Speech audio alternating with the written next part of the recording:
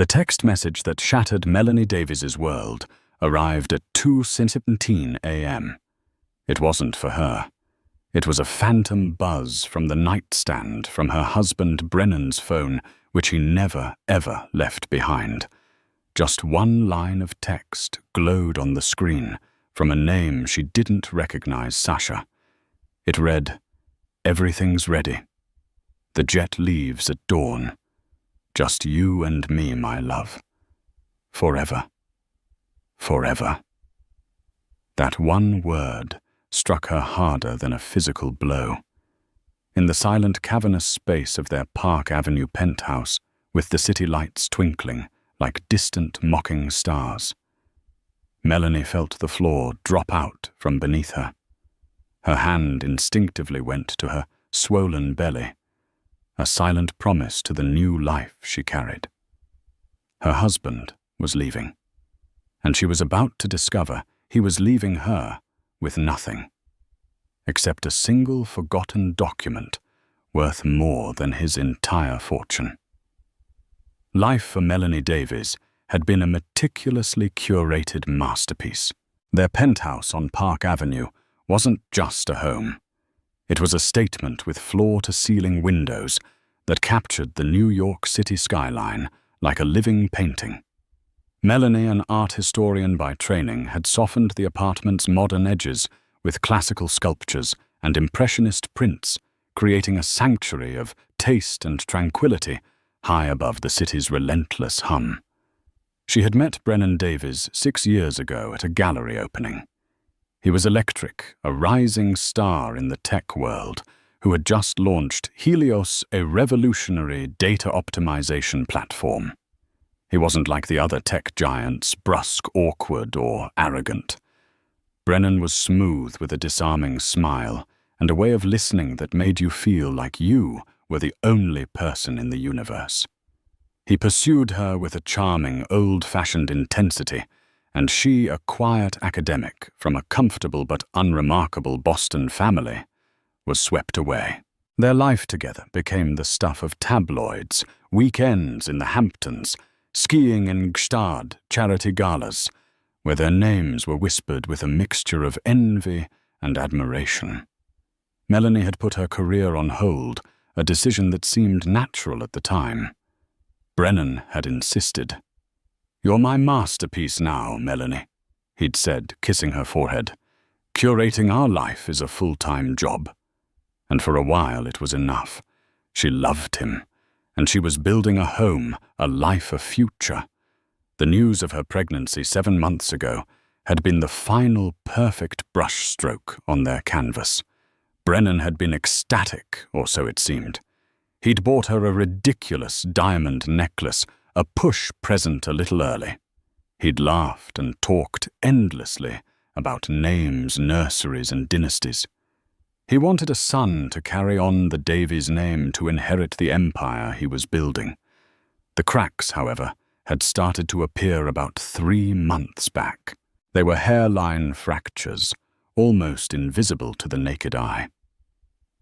He began working later. His phone became an extension of his hand, angled away from her, whenever it lit up. Business trips to Singapore and Zurich became more frequent, and when he returned, he smelled faintly of a perfume that wasn't hers. When she'd asked, he'd laughed it off. "Melanie, darling, it's the airline lounges. They pump that stuff through the vents." He was so convincing, so plausible, that she'd felt ashamed for her flicker of suspicion. The real shift came with the death of Leo Foster. Leo was Brennan's co-founder, the quiet, reclusive genius who had written the original code for Helios, while Brennan was the face of the company, the charismatic salesman who wooed investors. Leo was the engine, the true architect of their success. He was a shy, kind man who had always treated Melanie with a gentle respect that felt different from Brennan's possessive adoration. Leo saw her, not just Brennan's beautiful wife. His sudden heart attack at the age of 42 had shaken the company, but Brennan had seemed to recover with an unsettling speed. "It's a tragedy, of course," Brennan had said, pouring 2 glasses of scotch, But Leo was unstable. He wanted to slow down, focus on philanthropic nonsense. Now we can finally move forward, unhindered. The coldness in his voice had chilled her. In the weeks following Leo's death, Brennan became more distant than ever. The late nights became all-nighters. The business trips were now opaque with vague destinations. The man who once shared every detail of his day now offered only clipped summaries. The laughter that used to fill their home was replaced by a tense silence, broken only by the sterile chime of his phone. Which brought her to tonight. Brennan had claimed he was flying to San Francisco for an emergency investor meeting. He'd kissed her goodbye, his lips cool and distracted, his eyes already looking past her toward the door. "I'll be back Friday, darling. Take care of yourself and our little guy." He'd patted her stomach, a gesture that now felt like a violation. The 2:17 a.m. text message was the earthquake that brought the entire facade crumbling down. "Sasha, the jet leaves at dawn. Just you and me, my love. Forever." Melanie's breath hitched. Her heart hammered against her ribs, a frantic, trapped bird. She unlocked his phone. His password, pathetically, was the launch date of his company, and opened the message thread. It was all there. Months of it. A secret life painted in lurid detail. Photos of them in hotel rooms that looked suspiciously like the ones from his business trips. Whispers of love, of a future together, of escaping the gilded cage. He had called her his cage. He had called this woman Sasha his freedom. They talked about her, about Melanie. "She's so naive," Brennan had texted 2 weeks ago. "She still thinks I'm going to Lamar's class with her next week." In another, Sasha had written, "Once Leo's estate is settled and the money is yours, we'll be free. Is the pregnant cow still unsuspecting?" The cruelty was surgical. It was designed to eviscerate. Melanie sank to the floor, the plush silk rug feeling like sandpaper against her skin. The nausea that rose in her throat had nothing to do with her pregnancy. She crawled to the walk-in closet, a space larger than her first apartment. His side was half empty. His favorite suits, his travel bag, the watch she'd bought him for their anniversary, all gone. He hadn't just left. He had planned his escape with meticulous precision. He was running away with his mistress, and he was taking the fortune they had built, or rather the fortune Leo had built with him. The life she had curated, the future she was carrying it, had all been a lie. As the first rays of dawn bled over the Manhattan skyline, illuminating the dust motes dancing in the silent penthouse, Melanie Davies wasn't the wife of a millionaire. She was a pregnant woman, utterly alone, abandoned in the ruins of a perfect life that had never really existed, and she had no idea that the worst was yet to come. The first week was a blur of hollowed-out shock.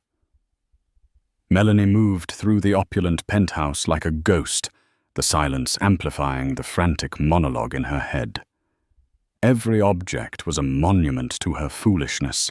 The photo of them smiling in Santorini, the cashmere throw he'd wrapped around her on cool evenings, the tiny blue booties sitting on the nursery dresser. It all felt like a movie set for a film in which she was no longer the star. Her calls to Brennan went straight to voicemail.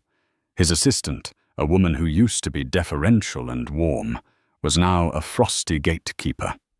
"Mr. Davies is unreachable," she'd said, her voice clipped. "All future correspondence should be directed to his legal department." The legal department. That was the first sign. The second, more brutal sign arrived a week later. It was a formal letter, delivered by a courier from a law firm she'd never heard of. The language was cold, sterile, and devastating. It was a notice of divorce proceedings. It cited irreconcilable differences. Attached was a settlement offer that was less an offer and more an insult, a one-time payment of $50,000 and a demand that she vacate the penthouse within 30 days. Her name wasn't even on the lease. The apartment, the cars, the life, it was all owned by a holding company controlled by Brennan. Then came the final blow. She tried to use her credit card to order groceries. Declined. She called the bank. A polite but firm manager informed her that their joint accounts had been frozen and their contents transferred. Brennan had systematically and legally cut her off from everything. He had left her pregnant, homeless and penniless. The $50,000 was a pittance meant to silence her, to make her disappear quietly. Despair was a lead weight in her stomach. She sat on the floor of the half-built nursery, surrounded by unassembled cribs and boxes of designer baby clothes, and she wept. She cried for her lost love, for her naivety, for the child who was about to be born into this chaos. She called her best friend, Nina Sharma, a pragmatic journalist who flew in from Chicago the next day. Nina was a whirlwind of controlled fury. "That absolute monster!" she seethed, pacing the living room. "We're going to fight this, Melanie. We'll get a lawyer. We'll take him to the cleaners." But Melanie knew it wasn't that simple. The prenuptial agreement she'd signed without a second thought was ironclad. She remembered Brennan's lawyer explaining it, his words slick and reassuring. "It's just a formality, a way to protect the company's assets." She had trusted him. In the event of a divorce, she was entitled to almost nothing. Days bled into a week. The 30-day clock was ticking. Melanie started packing, sorting through the remnants of her life. It was while clearing out the home office, a space she rarely used, that she found it. Tucked away at the back of a filing cabinet, behind old tax returns and appliance warranties, was a thick, sealed FedEx envelope. It was addressed to her in a spidery, precise handwriting. She recognized instantly Leo Foster. Her heart skipped a beat. The postmark was from a month before he died. She had a vague memory of him giving it to her one afternoon when Brennan was out. "Keep this for me, Melanie," he'd said. His eyes filled with an unreadable sadness. "Don't open it unless you feel like the world is... well, unless you feel like you really need to. And whatever you do, don't tell Brennan about it." At the time, she'd thought it was an odd, slightly paranoid request from a socially awkward man. She'd put it away and forgotten all about it. Until now. Her hands trembled as she tore open the seal. Inside were 2 documents. The first was a handwritten letter. "My dearest Melanie," it began. "If you are reading this, it means my fears have been realized, and Brennan has shown his true colors. I am so terribly sorry. I saw the darkness in him long ago, a ruthless ambition that overshadowed his brilliance. It's the reason I never married, never had a family of my own. I couldn't risk bringing anyone into his orbit. But you were different. You brought a light to his life I hoped might save him. I see now that it only gave him more to cast in shadow. Brennan believes he is the sole heir to my portion of Helios. He is wrong. He sees the company as a vehicle for his own greed for jets, for women, for a life of excess. I saw it as a legacy, a tool to build something better. He has no idea that months ago I restructured my entire estate, my 50% ownership stake in Helios, my personal investment portfolios, my properties. Everything is held within a private trust, the Foster Legacy Trust. Which brings me to the second document. Please read it carefully with a lawyer. A good one, not one of Brennan's corporate sharks. You are a good person, Melanie. You deserved better. I hope this gives you the means to build a new life for you, and for the child I suspect you will soon be blessed with. Don't let him win. Yours, Leo. With tears blurring her vision, Melanie picked up the second document. It was thick bound in blue cardstock. The title on the front read, Last Will and Testament of Leonard Foster. She wasn't a lawyer, but the language was shockingly clear. She skimmed through the legal jargon until she reached the key articles. Leo had bequeathed a few minor items to distant relatives. He'd left a generous donation to his university's engineering program. But the bulk of his estate, the controlling interest in the Foster Legacy Trust, valued in the document at an estimated $30 million, was not left to Brennan. Instead, the document named Melanie Davies as the sole executor and primary beneficiary of the trust. But there was a condition, a masterstroke of posthumous planning. She would only inherit it all under one of two circumstances, either upon Leo's death if she was no longer married to or had initiated divorce proceedings against Brennan Davies. Melanie had to read it 3 times. The blood rushed in her ears. Brennan hadn't just cut her off from his money. In abandoning her, he had inadvertently handed her the keys to half of his kingdom. He had run off with his mistress to claim a fortune he believed was his, completely unaware that his act of betrayal had just triggered the one clause that would divert that entire fortune, $30 million, directly into the hands of the pregnant wife he had left with nothing. She stood up the letter, and the will clutched in her hand. The despair that had crippled her for weeks began to recede, replaced by a cold, sharp, and unfamiliar feeling. It was anger. It was resolve. It was power. Brennan Davies thought he had destroyed her.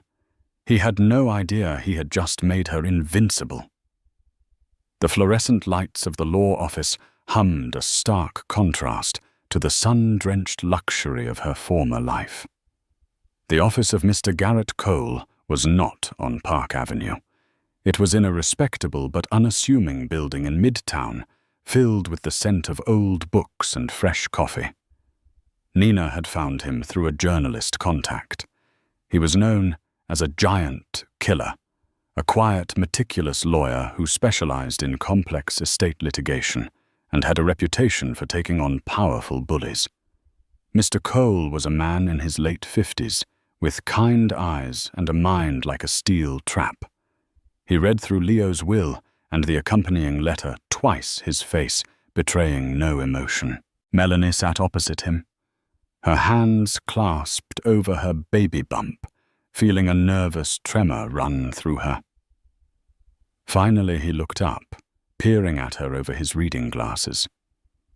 "This is without a doubt the most elegantly drafted fail-safe I have ever seen," he said, a hint of admiration in his voice.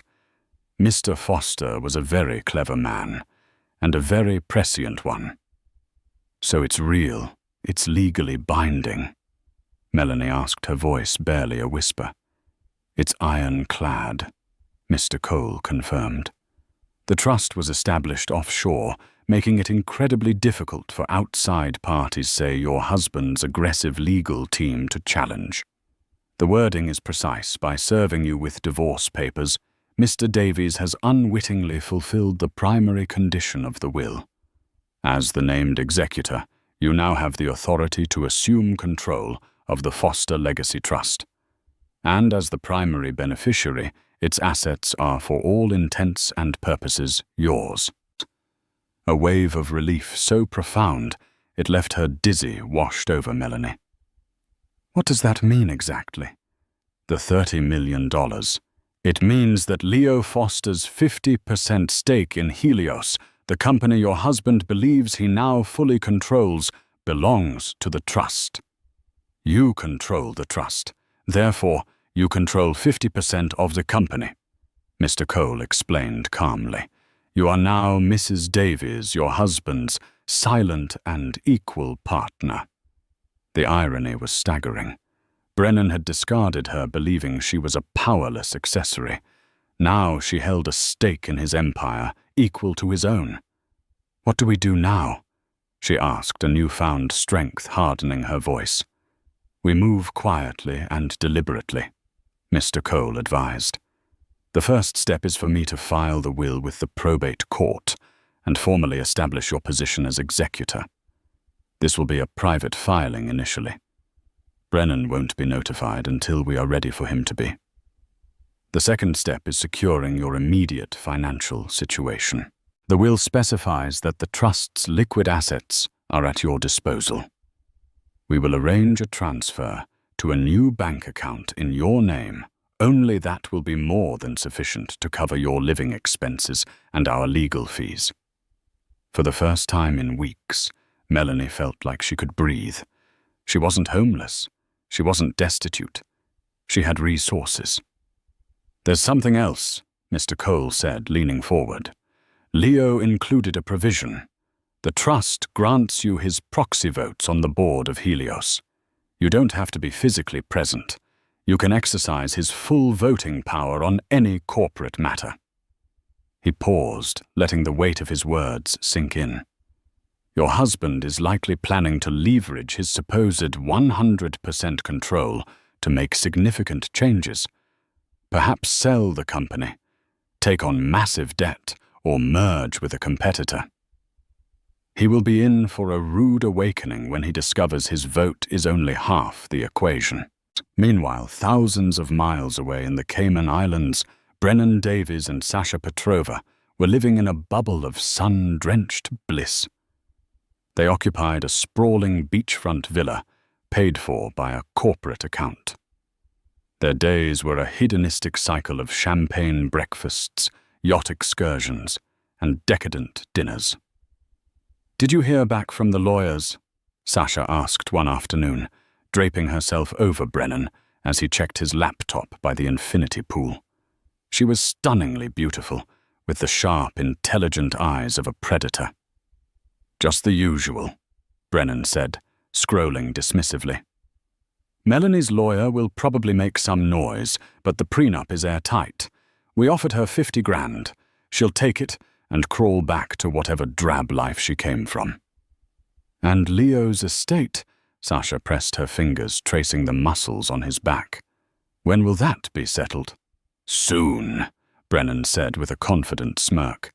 "It's all going through probate. My lawyers say it's a formality. Another 30 million in the pot. Then, my love, we can really start living. I'm already in talks to acquire a smaller tech firm, a competitor. It's a hostile takeover.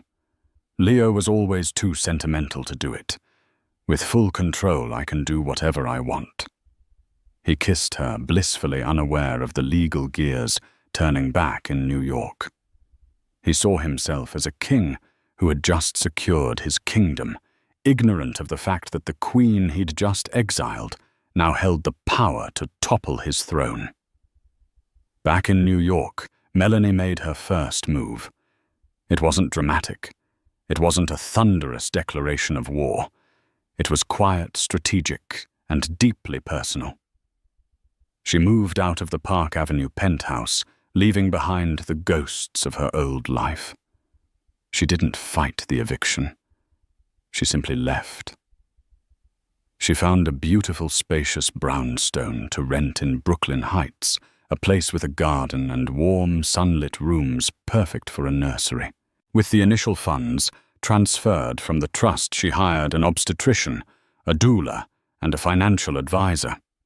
She began building a fortress not of glass and steel, but of security and independence. She also started studying.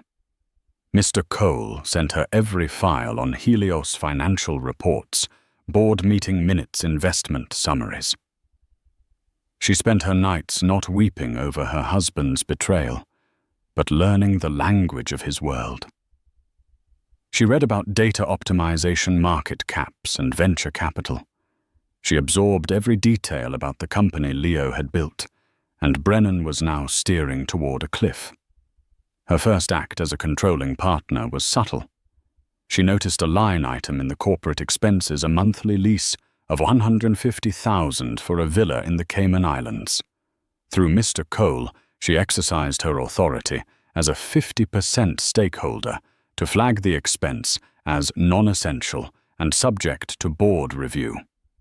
In the Caymans, Brennan received a terse email from his finance department. The payment for the villa had been suspended pending a shareholder audit. He stared at the screen, baffled. A shareholder audit. He was the shareholder. It had to be a bureaucratic mix-up. A ghost in the machine left over from Leo's cautious management style. He fired off an angry reply, ordering them to process the payment immediately. He didn't get a response. A day later, the property manager for the villa informed him his lease had been terminated due to non-payment. They had 24 hours to vacate. Brennan was furious, but not yet alarmed. He saw it as an annoyance, a logistical headache. He booked a suite at a luxury hotel, grumbling about incompetent staff. He still had no idea who had signed the order. He couldn't possibly imagine that the wife he thought was destitute and weeping in New York was at that very moment sitting in a sunlit brownstone, sipping chamomile tea, and quietly beginning to dismantle his world. The first tremor of genuine alarm hit Brennan Davies, not in the form of an eviction, but an official, non-negotiable legal summons. It arrived via a stern-faced courier at his 5-star hotel suite in Grand Cayman, interrupting a heated phone call in which he was berating his chief financial officer. "What do you mean you can't push the acquisition through?" he snarled into his phone. "I control the company. My vote is all that matters." "That's just it, Brennan." The CFO, a man named Robert, stammered on the other end. "It appears you don't. The lawyers for Leo Foster's estate have filed his will. His entire stake, all of his voting shares, have been transferred to a trust. We've just been notified." Brennan went cold. "A trust? What trust?" "He told me I was his sole heir." "The Foster Legacy Trust," Robert said, his voice strained. "And according to the legal notice, the sole executor and beneficiary is Melanie Davies." The phone slipped from Brennan's hand and clattered onto the marble floor. For a moment, the world seemed to tilt on its axis. Melanie. It was impossible. A mistake. A forgery. The quiet, compliant art historian he had married and discarded couldn't possibly be at the center of this. He picked up the legal summons. It was from the board of Helios, formally notifying him of an emergency shareholders meeting in New York. His presence was mandatory. The notice was signed by the legal representatives for both majority shareholders Brennan Davies and the Foster Legacy Trust. "He's coming back," Melanie said, looking at Mr. Cole across the polished surface of his conference table. Her voice was steady, her demeanor calm. The past few weeks had transformed her. The victimized wife was gone, replaced by a composed, focused woman who moved with a newfound purpose. Her pregnancy was more pronounced now, a constant reminder of what and who she was fighting for. "He will be furious, Mr. Cole warned. "He will try to intimidate you. He will threaten, cajole, and manipulate. You must be prepared."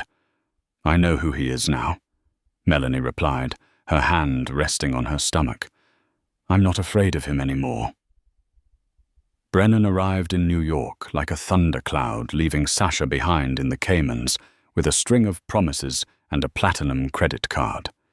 He stormed into the Helios headquarters, a gleaming tower of glass and steel that he considered his monument, and went straight to the penthouse he had once shared with Melanie. He used his old key. It didn't work. The locks had been changed.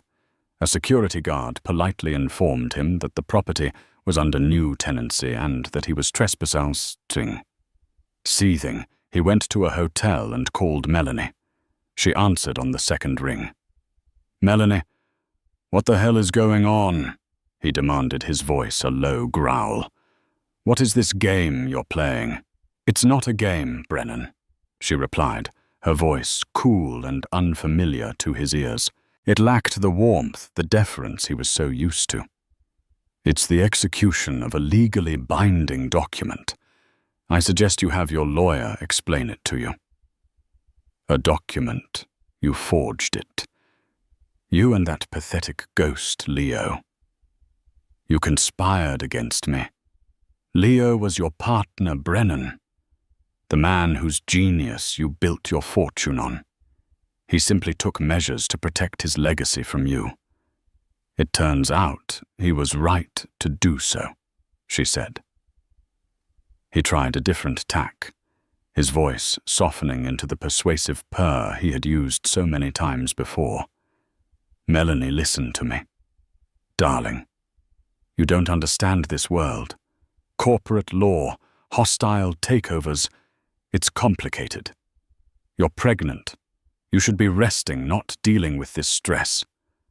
Let me handle it. We can work something out. I'll increase the settlement significantly. Just sign the trust over to me." It was the same condescending tone he'd always used, the one that implied she was a fragile doll to be protected from the real world. This time it didn't soothe her. It ignited a cold fire in her veins. "The time for you to handle things is over, Brennan," she said, her voice like ice. "I'll see you at the board meeting on Friday. Please have your lawyer present. Goodbye." She hung up before he could respond. Brennan stared at his phone in disbelief. Who was this person? This was not the woman he had left. The prey he had abandoned in the wilderness had somehow impossibly learned to hunt. The confrontation came 2 days before the board meeting. He cornered her outside her new brownstone in Brooklyn Heights as she was returning from a doctor's appointment. He looked haggard, his designer suit rumpled his usual confident swagger, replaced by a frantic, desperate energy. "Melanie, we need to talk," he said, blocking her path. "We have nothing to talk about outside of a boardroom," she said, trying to step around him. He grabbed her arm. It wasn't violent, but it was firm, a gesture of ownership. "Don't you walk away from me. I made you. You were a nobody before you met me. I gave you everything." She met his furious gaze without flinching. "You gave me a role to play in your life, Brennan. I was an accessory, something to be admired and then discarded when you found a newer model. Leo, on the other hand, gave me an opportunity. He gave me the power to protect his legacy and to build a future for my child." "Your child?" she added, her eyes dropping meaningfully to her belly. His face contorted. "This is about money, isn't it? You're just like all the rest." "No," she said, pulling her arm free. "This is about accountability. You and I are finished, Brennan. But you are still the father of this baby. And Helios is this baby's birthright, built on the work of a man you betrayed. I will not let you gamble it away on yachts and mistresses and reckless acquisitions." He let out a harsh, disbelieving laugh. "You think you can stop me? You an art historian. You're going to come into my boardroom and tell me how to run my company." "It's not just your company anymore," she said, unlocking her front door. "It's our company. You should get used to that. Now, if you'll excuse me, I have financials to review." She closed the door behind her, leaving him standing on the pavement, sputtering in impotent rage. He had come back to New York, expecting to swat away a nuisance to bully his timid wife into submission. Instead, he had come face to face with a stranger. The predator had stalked his prey back to its den, only to find it was no longer a den, but a fortress, and the prey was looking back at him with the eyes of an equal. The balance of power had irrevocably shifted, and he was just beginning to understand how badly he had been outplayed.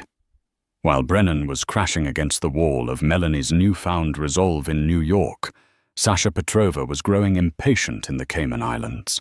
The flow of easy money had suddenly become a trickle. The platinum card Brennan had left her was declined at a high-end jewelry store. Her calls to him were increasingly frantic, met with distracted, angry reassurances. "It's a temporary cash flow problem, Sasha, a legal mix-up. I'm handling it," he'd barked during their last call. Sasha was no fool. She wasn't just a beautiful distraction. She was a former analyst at a rival tech firm, a woman with a sharp, calculating mind who had been systematically feeding Brennan information for over a year. Their affair wasn't just passion, it was a strategic partnership. She saw Brennan as her ticket to the top, a powerful man whose only weakness was his ego, a weakness she was more than happy to exploit. The sudden appearance of a legal mix-up involving his pregnant ex-wife was a variable she hadn't accounted for, and she despised unaccounted-for variables. She didn't wait for Brennan to handle it. She began her own investigation. Using her old contacts and her considerable skills in corporate espionage, she started digging into the estate of Leo Foster. It didn't take her long to uncover the publicly filed probate documents. When she read the details of the will, a slow, cold smile spread across her face. It wasn't one of amusement, but of grudging respect for a dead man's cunning, followed by the immediate calculation of her next move. She realized Brennan's approach, brute force and intimidation, was doomed to fail. He was trying to fight his ex-wife on a battlefield where she now held all the strategic high ground. Sasha knew she needed a different weapon information. She needed to find a weakness, a crack in Melanie's armor, something she could use as leverage. Her search led her down a rabbit hole of Melanie's past. She was looking for scandal, for secrets, for anything that could be used to discredit her. She found nothing. Melanie's life was maddeningly clean. A distinguished academic record, a quiet family life, a spotless reputation in the art world. But then Sasha shifted her focus. She wasn't looking for a way to attack Melanie directly, but a way to invalidate the will itself. She hired a private investigator in New York, a discreet and expensive operative with a single directive: find anything that could suggest Leo Foster was not of sound mind when he wrote his will, or that Melanie had exerted undue influence over him. While the investigator went to work, Sasha played her part. She flew to New York, not to a luxury hotel, but to a modest rental. She called Brennan, her voice filled with manufactured concern and love. "Brennan, my love. I was so worried. I had to be here for you," she cooed. "Don't worry about me. I'm here to support you. We'll fight this together." Brennan, his ego bruised and his confidence shaken by his encounter with Melanie, was pathetically grateful. He saw Sasha's arrival as a sign of her unwavering loyalty. He brought her into his inner circle, complaining bitterly about Melanie's betrayal and Leo's treachery. He showed her the company financials, the plans for his hostile takeover, everything. Sasha listened patiently, absorbing every detail, all while secretly plotting her own endgame. The private investigator delivered a bombshell a few days later. While he found no evidence of mental incompetence on Leo's part, he did find something else. Leo, a deeply private man, had been a regular visitor to a specific wing of a private hospital in the months before his death. It wasn't the cardiac unit. It was a renowned and discreet oncology clinic. The investigator had managed to bribe a clerk for a glimpse at his file. Leo Foster had been diagnosed with a highly aggressive terminal brain tumor. He had been given 6 months to live. His sudden heart attack had simply beaten the cancer to the finish line. But the most crucial detail was this: he had kept his diagnosis a complete secret from everyone, including Brennan. However, the visitor logs for the clinic showed one recurring name during his treatment appointments: Melanie Davies. Sasha's eyes lit up. This was it. This was the leverage she needed. Melanie knew about Leo's terminal illness. Brennan did not. Sasha immediately formulated a new narrative, a poisonous story she could plant in Brennan's mind. It was a masterpiece of manipulation.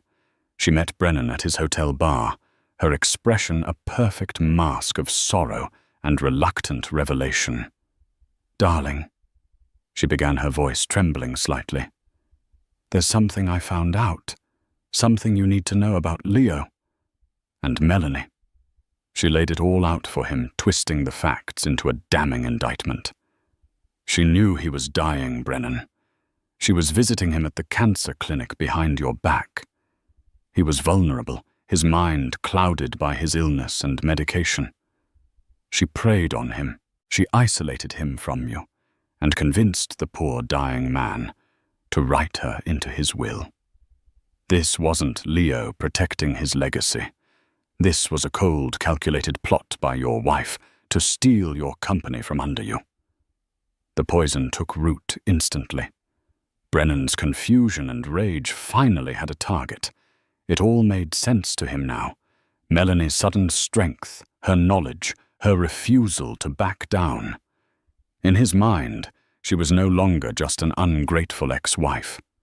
She was a master manipulator, a black widow who had conspired with his dying partner. "I'll destroy her," he whispered, his knuckles white as he gripped his glass. "I'll expose her in front of the entire board. She won't just lose the company. She'll lose everything." Sasha placed a comforting hand on her mind, already racing 5 steps ahead. By turning Brennan into a guided missile of righteous fury aimed at Melanie, she could create chaos. During the board meeting, while they were busy destroying each other, the company's stock would become unstable. Key investors would get nervous. And in the ensuing turmoil, a third party, perhaps a competitor being quietly fed information by a certain well-placed analyst, could swoop in and pick up the pieces. Sasha didn't just want a piece of Brennan's pie. She wanted to burn the whole bakery down and be the only one left to sell the ashes. The mistress's gambit was in play. She had handed Brennan the knife and pointed him toward his wife's back, all while positioning herself to inherit the kingdom once they had both bled out. The boardroom on Friday wasn't just going to be a battle, it was going to be a slaughter, and Sasha Petrova intended to be the only survivor. The Helios boardroom was on the 50th floor, a sterile, intimidating space encased in glass with a panoramic view of Manhattan that seemed to put the entire world at your feet. A long obsidian table reflected the grim faces of the board members, a collection of venture capitalists and industry veterans who looked deeply uncomfortable. They had been summoned to witness a war between the company's 2 founders, or rather the founder and his dead partner's proxy. Brennan sat at the head of the table, radiating a tense, predatory energy. He was impeccably dressed, his armor for the day. Beside him, slightly in the background, sat Sasha Petrova in the designated guest chair, a picture of supportive concern. Her presence was a calculated provocation. The doors opened and Melanie entered. All eyes turned to her. She was not the weeping, broken woman they might have imagined. She was dressed in a simple but elegant navy maternity dress, her hair pulled back neatly. She moved with a quiet confidence that filled the room. Beside her was the unflappable Mr. Garrett Cole, carrying a worn leather briefcase. Melanie took the seat opposite Brennan, the seat that had always been Leo's. The symbolism was lost on no one. Brennan began, his voice dripping with condescension. "Thank you all for coming. I know this is an unusual situation. We are here today to address a spurious and frankly delusional claim made against this company by my soon-to-be ex-wife." He launched into a prepared speech painting Melanie as a greedy, opportunistic woman who was trying to exploit a personal tragedy for financial gain. He talked about her modest background and how he had given her everything. Melanie listened without expression, her hands resting calmly on the table. When he was finished, the chairman of the board, a stoic man named Paulson, turned to her. "Mrs. Davies, do you have a response?" "I do," she said, her voice clear and steady. "Mr. Davies's personal feelings about our marriage are irrelevant to this board. What is relevant is the legal status of Helios Incorporated, and the legal fact is that the Foster Legacy Trust, which I control, owns 50% of this company. This is not a claim. It is a matter of settled law." Mr. Cole slid a document across the table to Paulson. "The certified probate court order for your records." Brennan sneered. "A document she obtained through manipulation and deceit."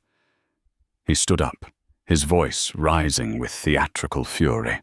"What she hasn't told you is that she was secretly meeting with my partner, Leo Foster, in the final months of his life.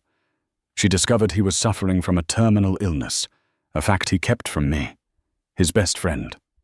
She used his weakened state, his clouded judgment, to coerce him into signing over his entire fortune to her." A murmur went through the room. The board members exchanged uneasy glances. Sasha watched Brennan, a flicker of satisfaction in her eyes. The missile had launched. Paulson turned to Melanie, his expression troubled. "Mrs. Davies, is this true? Did you know about Mr. Foster's illness?" This was the moment. The attack Sasha had engineered. Melanie met Paulson's gaze, then looked directly at Brennan. "Yes," she said, her voice quiet but firm. "I did." Brennan slammed his hand on the table. "Aha! You see, she admits it. She's a parasite, a predator who preyed on a dying man." "Let her finish, Brennan," Paulson said sharply. Melanie took a deep breath. "Leo didn't tell me about his diagnosis at first. He asked me to accompany him to a few hospital appointments under the guise of it being for his heart condition. He said he didn't want to worry Brennan, who was in the middle of a crucial funding round. But I saw how tired he was, how much bun he was in. Eventually he confessed the truth. He had a glioblastoma. He had months at best." Tears welled in her eyes, but she did not let them fall. "He swore me to secrecy, not because he was of unsound mind, but because he knew Brennan. He knew if Brennan found out he was dying, he would immediately see it as a business opportunity. He would try to force Leo out to buy his shares at a reduced price. Leo didn't want his last months to be a battle with the man he once considered a brother." She then turned her attention to the rest of the board. Leo's mind was sharper than ever. In fact, his diagnosis gave him a profound clarity. He saw the reckless path Brennan was taking Helios down, the excessive spending, the egotistical acquisition plans, the complete disregard for the company's original mission. "This will learn her," she said, gesturing to the papers in front of Mr. Cole, "was not an act of a man whose judgment was clouded. It was the last, most brilliant act of a genius protecting his life's work from the one man he knew would destroy it." Her words hung in the air, filled with a conviction that was impossible to fake. Brennan was momentarily stunned into silence. Melanie pressed her advantage. "Speaking of reckless spending," she said, as Mr. Cole distributed a new set of folders to the board members. "This is a summary of corporate expenditures for the last quarter, which I, as a majority shareholder, have audited." The folder detailed the Cayman Villa luxury car, Lisa's exorbitant travel for non-company personnel, all under Sasha Petrova's name, and most damningly a series of high-risk, unauthorized preliminary investments related to the hostile takeover Brennan was planning. It was a clear picture of a man using company funds as his personal piggy bank. And as for the acquisition of Innovate Dynamics, Melanie continued, her voice like steel, a move Mr. Davies intended to fund by leveraging the full assets of this company, including the half he wrongly assumed was his. I have discovered that the lead analyst pushing for this acquisition at the target company, the one feeding Mr. Davies' proprietary data, has a very familiar name. She looked directly at Sasha. Sasha Petrova, a former employee of a chief competitor fired under suspicion of corporate espionage. She has been playing you, Brennan, feeding your ego, encouraging your recklessness, all while positioning her old allies to pick up the pieces when you inevitably bankrupted Helios. Sasha's face went white. Brennan spun around to look at her, his face a mask of confusion and dawning horror. "That's a lie," Sasha stammered, but the accusation combined with the evidence of her lavish spending had already done its damage. Melanie delivered the final killing blow. "The board should also know that last week I was approached by representatives from Omnicorp. Omnicorp was their biggest competitor, a titan in the industry. They presented me with a generous offer to buy out my 50% stake in Helios. It would have made me a very wealthy woman and allowed me to walk away from all of this." Brennan stared at her aghast. "I refused," Melanie said. "I refused because Leo did not entrust me with his company, so I could sell it to the highest bidder. He entrusted it to me, so I would protect it. Therefore, as the holder of 50% of the voting shares of this company, I am now putting forth two motions. First, an immediate and independent forensic audit of all executive accounts, and second, a vote of no confidence in the current CEO, Brennan Davies." The room was utterly silent. Brennan looked around at the faces of the board members, faces that had minutes ago been sympathetic to him. He now saw only cold, hard judgment. He looked at Sasha, who was already gathering her purse, her face a carefully constructed neutral mask that didn't quite hide her panic.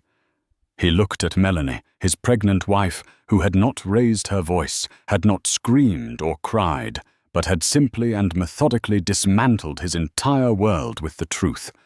He had walked into the boardroom, a king ready to crush a rebellion. He would walk out a pariah stripped of his power, his reputation and his credibility. Defeated not by a hostile takeover or a market crash, but by the quiet, unshakable strength of the woman he had so foolishly underestimated. The fallout from the board meeting was swift and brutal. The forensic audit uncovered years of financial misconduct by Brennan, using Helios as his personal slush fund. Faced with the threat of legal action from the board and potential criminal charges for fraud, Brennan had no choice but to resign in disgrace. His golden parachute was rescinded, and he was forced into a settlement that left him with a fraction of his former wealth and a reputation that was utterly toxic in the tech world. Sasha Petrova vanished. The moment her scheme was exposed, she liquidated what assets she could and disappeared, leaving Brennan to face the consequences alone. He tried to call her, but her number was disconnected. She had been a parasite, and with the host dying, she had simply moved on to find another. The story became a sensation in the financial press. The Helios coup, they called it. How a pregnant heiress, saved a tech giant from its own founder. Melanie, however, refused all interviews. She had not done this for fame or for revenge. She had done it out of a sense of duty to Leo and a fierce, primal need to protect her child's future. In the months that followed, Melanie, with the guidance of Mr. Cole and a newly appointed responsible board, worked to stabilize Helios. She didn't take over as CEO. She knew her strengths. Instead, she helped install a competent, ethical leader who shared Leo's original vision for the company. Acting as the guardian of the Foster Legacy Trust, she became the quiet, guiding conscience of the company, ensuring it prioritized innovation and integrity over ego and excess. She sold the Park Avenue penthouse and the Hamptons estate, severing the last ties to the life she had shared with Brennan. She remained in her Brooklyn brownstone, finding a quiet joy in its sunlit rooms and peaceful garden. Her friend Nina was a constant presence, a source of unwavering support and cynical humor that kept her grounded. 6 weeks after the boardroom showdown, Melanie gave birth to a healthy baby boy. She named him Leo. Holding her son in her arms for the first time, looking down at his tiny, perfect face, Melanie felt a wave of peace she hadn't thought possible. All the anger, the betrayal, the heartbreak, it all faded into the background, replaced by an overwhelming love for this new life. He was not a product of Brennan's ambition or a symbol of her pain. He was her son, a new beginning, a legacy of his own. Brennan made one final attempt to contact her. A letter arrived penned in his familiar arrogant script. It was a pathetic plea, a mix of self-pity and veiled threats, demanding parental rights and a share of the boy's inheritance. Melanie had Mr. Cole handle it. A generous child support trust was established, accessible only for the boy's direct needs and managed by a third party. Brennan would have no control. Supervised visitation rights were offered, contingent on a psychological evaluation. He never replied. The humiliation was too much for his ego to bear. He faded from their lives, a ghost of a man who had traded a family and a kingdom for a fleeting affair and an empty victory. Melanie didn't use the $30 million fortune to build a life of idle luxury. Instead, she honored the man who had made it all possible. She established the Foster Foundation, a major philanthropic organization dedicated to funding STEM education for underprivileged students and providing grants for ethical tech startups, the philanthropic nonsense Brennan had once scorned. Her life was no longer a curated masterpiece of someone else's design. It was her own creation, built not on glass and steel, but on resilience, integrity, and love.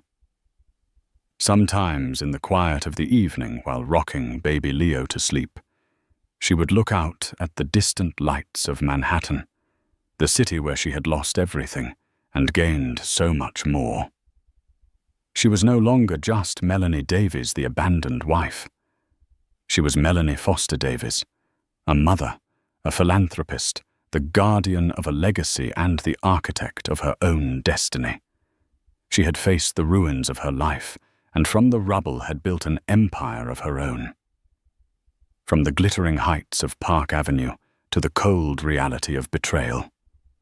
Melanie's story is a powerful testament to the hidden strength that lies within us all. She was left with nothing but the promise of a new life growing inside her and a secret left behind by a true friend. She transformed herself from a victim of a cruel husband into the master of her own fate, proving that true power isn't about the money you have, but the integrity you refuse to lose. Her journey wasn't about revenge. It was about rebuilding, about honoring a legacy, and about creating a secure future for her child. It's a raw, real-life drama that shows us that sometimes hitting rock bottom is the first step to building a foundation for a better life. What would you have done in her position? Could you find that strength in the face of such a devastating betrayal? If Melanie's incredible story of resilience and empowerment moved you, please show your support by hitting that like button. Share this video with someone who needs a reminder of their own strength, and don't forget to subscribe to our channel for more unforgettable real-life stories. Click the notification bell so you never miss an update. Thank you for listening.